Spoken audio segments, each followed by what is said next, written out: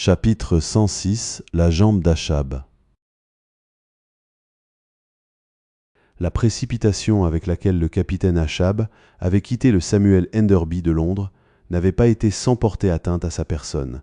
Il avait atterri avec une telle énergie sur un banc de sa pirogue que sa jambe d'ivoire s'était à demi fendue. Et lorsqu'il s'était retrouvé sur le pont de son navire, il s'était tourné avec tant de véhémence dans son trou de tarière, afin de donner un ordre urgent au timonier, toujours pour sa distraction, que cet ivoire déjà fêlé fût tordu, sans se briser toutefois, et en conservant l'apparence de la solidité. Mais Achab ne s'y fia plus tout à fait. Il n'y a pas lieu de s'étonner qu'Achab, malgré sa folle témérité, accorda parfois une attention jalouse à cet os mort, qui le portait à demi.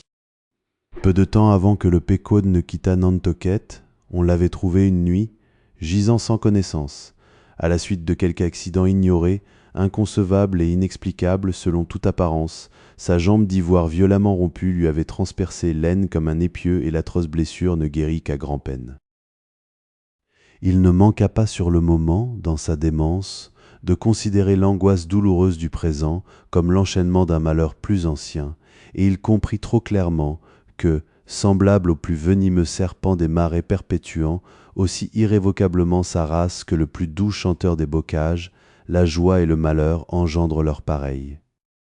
Oui, et non point à part égale, pensa Achab, car l'ascendance et la descendance de la douleur sont plus nombreuses que celles de la joie.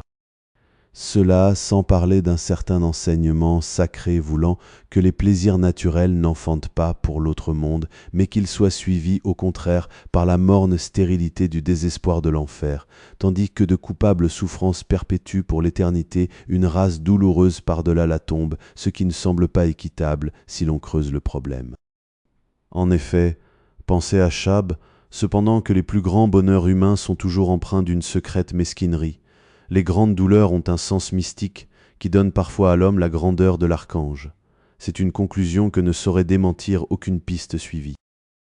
Refaire le chemin jusqu'à l'origine de toutes les misères humaines nous conduit pour finir au Dieu, ancêtre non engendré, et force nous est faite de comprendre alors, à la face des gais soleils de la fenaison et des douces cymbales des lunes rondes de la moisson, que les dieux eux-mêmes ne sont pas heureux à jamais. Le sceau indélébile qui, dès sa naissance, marque de tristesse le front de l'homme, n'est que la griffe de la douleur des signataires. Un secret vient d'être involontairement dévoilé qui aurait peut-être dû être révélé plus tôt, mais parmi tant d'autres traits concernant Achab, le fait qu'avant même le départ du Pequod et un certain temps, après encore, il se soit caché avec autant d'intransigeance qu'un grand lama, cherchant un temporaire refuge dans le silence et le monde marmoréen des morts, resta pour certains un mystère. Le capitaine Peleg en donna une raison pour le moins insuffisante, quoique en vérité toute expression des profondeurs d'Achab participa davantage d'une obscurité incompréhensible que d'une claire explication. Pourtant tout vint enfin au jour, du moins en ce qui concerne cet épisode. Ce malheureux accident était la cause de sa claustration.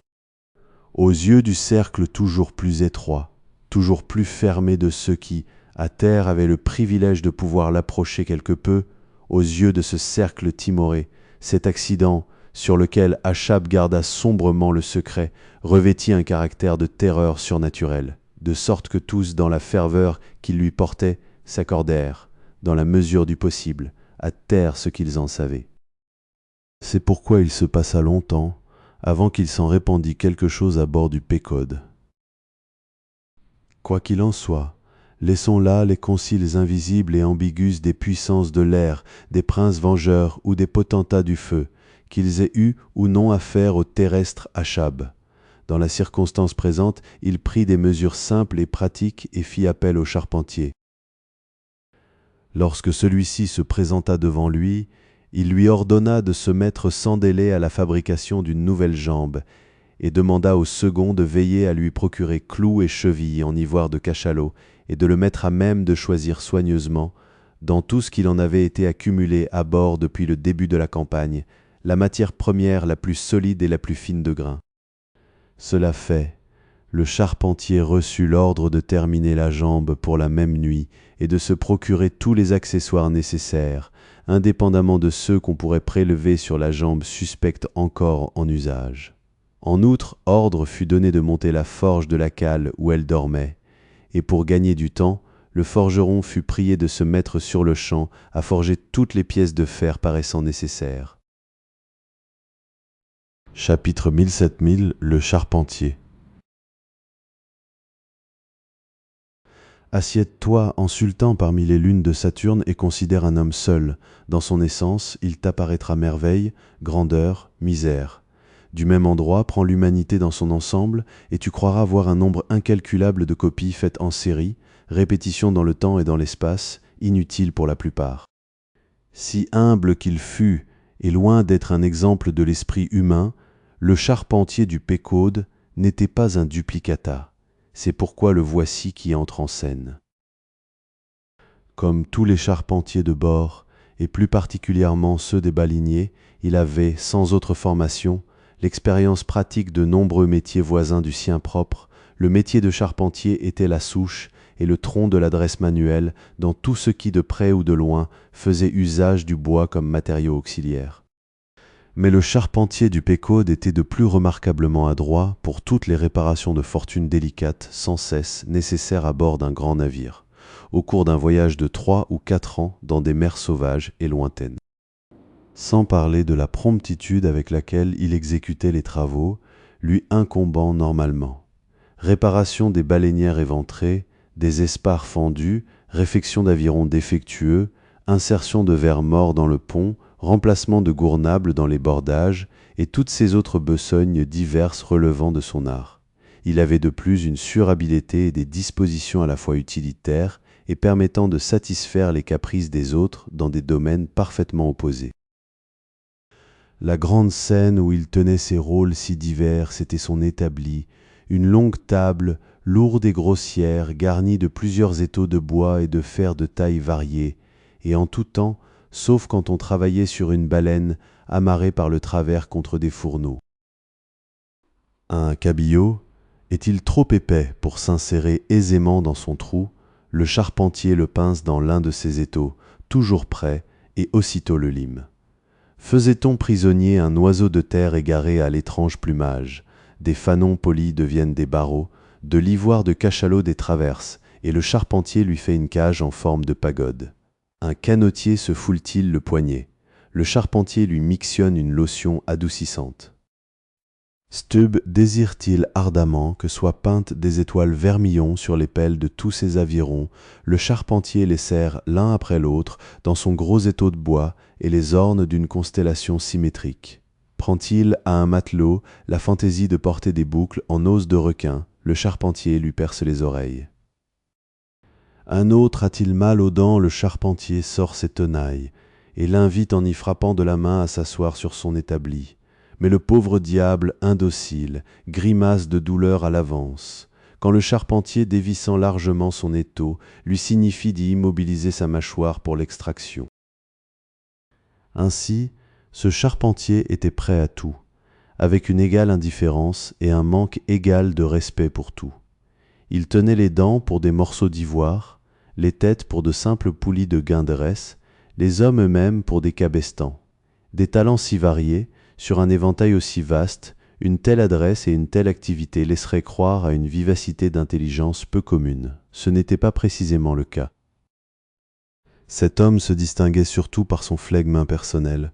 Je dis bien impersonnel, car il se fondait si bien dans l'infini environnant des choses qu'il ne semblait faire qu'un avec l'impassibilité de tout le monde visible, ce monde qui conserve éternellement sa paix à travers son incessante et multiple activité et qui vous ignore alors même que vous creusez les fondations d'une cathédrale. Ce flegme à demi horrible semblait impliquer que le manque de cœur de cet homme devait s'étendre à tout. Pourtant il était parfois curieusement injecté d'un vieil humour boiteux, antédiluvien, asthmatique non dépourvu d'un certain esprit géniard semblable à celui qu'il avait fallu pour faire passer le temps du quart de nuit sur le barbu gaillard d'avant de l'arche de Noé. Était-ce que ce vieux charpentier avait été, sa vie durant, un vagabond qui, roulant en long et en large, non seulement n'avait pas amassé de mousse, mais semblait encore avoir élimé les petites touffes qui auraient pu à l'origine fleurir sur lui. Il était une abstraction nue, un bloc indivisible, aussi intègre qu'un enfant nouveau-né, sans idée préconçue sur ce monde, ni sur l'autre. On pouvait presque dire que pareille étrange pureté comportait une sorte d'inintelligence, car il ne paraissait pas tant accomplir ces divers travaux grâce à la raison, à l'intuition, ou simplement parce qu'il y avait été formé, ou grâce à un mélange plus ou moins dosé de ces trois éléments, mais bien tout simplement par un processus spontané, prosaïque, en quelque sorte sourd et muet. Il n'était qu'un automate. Son cerveau, s'il en eut jamais un, avait dû s'infiltrer au bout de ses doigts. Il ressemblait à cette création de Sheffield qui, si elle ne résonne pas, n'en est pas moins utile, ce Multum 1 Parvo 25 qui a l'aspect, encore qu'un peu gonflé, d'un simple couteau de poche recelant non seulement des lames de grandeur différentes, mais encore des tournevis, des tire-bouchons, des bruxelles, des poinçons, des plumes, des règles, des limes à ongles, des fraises. De sorte que, si ses supérieurs souhaitaient utiliser le charpentier comme tournevis, ils n'avaient qu'à l'ouvrir à l'endroit voulu et la vis était serrée. Quand ils voulaient des bruxelles, il leur suffisait de le saisir par les jambes et le tour était joué. Pourtant, comme nous l'avons déjà suggéré, ce charpentier dépliant, à outils multiples, n'était pas, somme toute, un simple automate. S'il n'avait pas d'âme, quelque chose de subtil et d'insolite l'a remplacé en lui. Qu'était-ce? Esprit de mercure ou goutte d'ammoniac? Il est impossible de le dire. Mais cela était présent et habitait le charpentier depuis quelque 60 ans au plus. Et ce principe de vie, indicible et astucieux, le poussait à soliloquer longuement, mais seulement à la manière d'une roue dont le bourdonnement est aussi un monologue. Ou plutôt, son corps était une guérite, et la sentinelle qu'elle abritait ne cessait de se parler à elle-même pour se tenir éveillée. Chapitre 108. Achab et le charpentier le pont. Premier quart de nuit. Debout à son établi, le charpentier lime activement, à la lumière de 2 falots, le morceau d'ivoire, destiné à la jambe, serré dans son étau, des plaques d'ivoire, des lanières de cuir, des mandrins, des vis et des outils de toutes sortes sont étalés devant lui. Sur l'avant, à la flamme rouge de la forge, on voit le forgeron au travail. Bon sang de lime et bon sang d'eau. C'est dur ce qui devrait être mou, et c'est mou ce qui devrait être dur. C'est ainsi que vont les choses pour nous qui limons de vieilles mâchoires et des tibias. Essayons-en une autre. Oui, elle va mieux, il éternue. Oui, il éternue. Dieu me bénisse, elle ne me laissera pas parler. C'est tout ce qu'un vieux gars retire à travailler du bois mort. Sciez un arbre vivant et vous n'aurez pas cette poussière. Sciez un os vivant et vous ne l'aurez pas non plus, il éternue.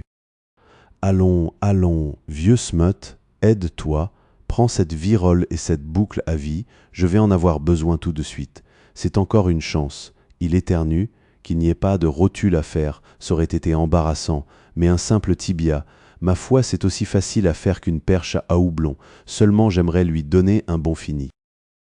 Du temps, si au moins j'avais du temps, je pourrais lui tourner une jambe aussi parfaite, il éternue, que le fût jamais une jambe qui ait fait une révérence devant une dame dans un salon. Il n'y aurait pas de comparaison possible avec ces jambes et ces mollets de peau de daim que j'ai vus dans les vitrines. Elles prennent l'eau. Oui, c'est tout ce qu'elles font. Et bien sûr, elles attrapent des rhumatismes et il faut les soigner. Il éternue, avec des lotions, tout à fait comme des jambes vivantes. Voilà, avant que je la scie, il faut que je demande sa seigneurie le vieux Mogol, pour voir si la longueur va bien, un rien trop court, je crois, s'il y a quelque chose à reprendre. Ah, j'entends le talon, nous avons de la veine, il arrive lui, ou quelqu'un d'autre pour sûr. Au cours de la scène suivante, le charpentier continue d'éternuer à intervalles. Eh bien, faiseur d'hommes, juste à point, serf. Si le capitaine veut bien, je vais prendre la longueur. Permettez que je mesure, sir. La mesure pour une jambe. Bon, ce n'est pas la première fois, après tout. Allons-y. Ici tiens ton doigt à l'endroit. C'est un puissant étau que tu as là, charpentier. Laisse-moi tâter de sa poigne. Oui, oui, une fameuse pince. Oh, sire, il réduirait des os en miettes. Attention, attention. Ne crains rien, j'aime une poigne solide, quelque chose qui tienne dans ce monde glissant, que fabrique Prométhée là-bas. Je veux dire le forgeron, qu'est-il en train de faire? Je pense qu'en ce moment il doit commencer à forger la boucle, sire. Bien, c'est une collaboration. Il fournit la partie muscle. Quelle ardente flamme rouge il excite là-bas. Oui, sire. Il doit pousser au blanc pour un travail aussi délicat. Sans doute. Je réalise maintenant combien est chargé de sens le fait que ce vieux grec, Prométhée, qui a créé les hommes, dit-on, ait été forgeron et leur ait donné la vie avec le feu, car ce qui vient du feu appartient au feu. L'enfer est vraisemblable. Comme vole la suie. Ce doit être avec ce résidu que le grec a fait les Africains. Charpentier, quand il en aura fini avec cette boucle, dis-lui de forger 2 omoplates d'acier. Il y a, à bord, un pèlerin qui porte un fardeau écrasant. Attends, pendant qu'il y est, je vais lui commander un homme entier à Prométhée, selon un modèle opportune. Tout d'abord, 50 pieds de haut, sans chaussures, puis la poitrine au gabarit du tunnel sous la Tamise, ensuite des jambes avec des racines pour qu'il demeure au même endroit, des bras avec un tour de poignet de 3 pieds, point de cœur du tout, un front d'airain, et environ un quart d'acre de bon cerveau, et que je réfléchisse, dois-je commander des yeux pour voir à l'extérieur?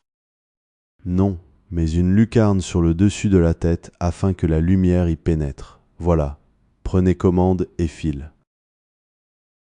Le charpentier, à part. Eh bien, de quoi parle-t-il, à qui s'adresse-t-il? J'aimerais bien savoir. Dois-je rester là? Piètre architecture qu'un dôme aveugle, j'en ai un. Non, non, il me faut un falot. Ah, ah, c'est ce qui le chicane? En voici 2, sœur, un me suffit. Pourquoi me brandis-tu sous le nez cet attrape-voleur, homme? C'est pire de braquer une lumière qu'une paire de pistolets. J'avais cru, sire, que vous aviez parlé au charpentier. Au charpentier? Comment? Mais non, je dirais charpentier que tu as là un travail très propre, extrêmement distingué. Ou bien préférerais-tu travailler l'argile? Sire, l'argile, sire, c'est de la boue. Nous la laissons au cureur de fossé.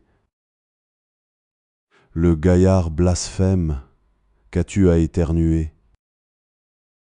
L'os est plutôt poussiéreux, sire. Prends-en de la graine alors, et quand tu seras mort, ne mets jamais ta dépouille sous le nez des vivants. Sire? Oh! Ah! Je pense bien, oui. Oh, mon Dieu! Écoute, charpentier, j'ose croire que tu te dis un bon ouvrier digne de son travail, n'est-ce pas?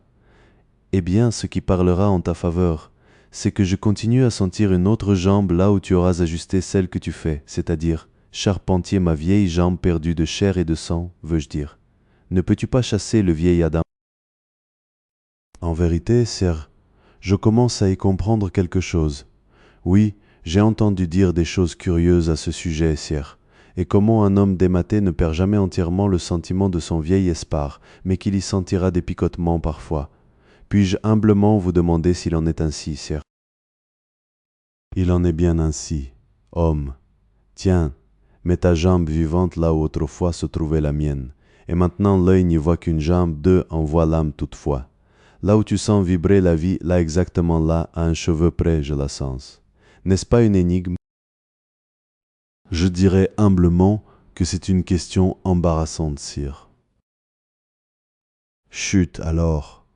Comment saurais-tu si une chose vivante, entière, pensante ne se tient pas, invisible et autonome, précisément à l'endroit où tu te tiens à présent, et cela malgré toi? Ainsi, dans tes heures les plus solitaires, ne crains-tu pas qu'on t'écoute? Non, ne dis rien. Et si je sens encore la douleur cuisante de ma jambe écrasée bien qu'elle soit depuis si longtemps, réduite à néant, pourquoi toi, charpentier, ne sentirais-tu pas à jamais le brasier de l'enfer te cuire, sans que tu aies de corps? Ah! Douce Seigneur, en vérité, sire, si l'on en vient là, il faut que je refasse le calcul. Je crois que j'ai oublié de porter un petit chiffre, sire. Écoute-moi bien, les nigauds ne devraient jamais poser de principe. Encore combien de temps avant que la jambe soit terminée? 1 heure peut-être, sire. Alors hâte-toi de faire le savetier et apporte-la-moi, il se détourne pour partir. Ô vie, me voici, fier comme un dieu grec et débiteur pourtant de ce lourdeau à cause d'un os sur lequel me tenir. Maudite soit cette humaine dette réciproque qui ne s'inscrit dans aucun livre de compte. Je serai libre comme l'air et je figure dans tous les livres de compte. Je suis si riche, j'aurais pu couvrir l'enchère des prétoriens les plus fortunés à l'adjudication de l'Empire romain qui était aussi celui du monde. Et cependant je suis redevable pour la chair de cette langue avec laquelle je fanfaronne. Par le ciel, je vais chercher un creuset, m'y jeter et m'y fondre jusqu'à n'être plus qu'un petit abrégé de vertèbres. Oui. Le charpentier, se remettant à l'ouvrage, eh bien, Stubb le connaît mieux que personne et Stubb dit toujours qu'il est étrange, rien de plus que ce petit mot qui suffit, étrange. Il est étrange, étrange, il en rebat tout le temps les oreilles de Monsieur Starbuck, étrange, sœur, étrange, très étrange, et voilà sa jambe. Oui, maintenant que j'y pense, c'est sa compagne de lit. Il a un bâton en mâchoire de cachalot pour femme. Et voilà sa jambe, il va se tenir debout dessus.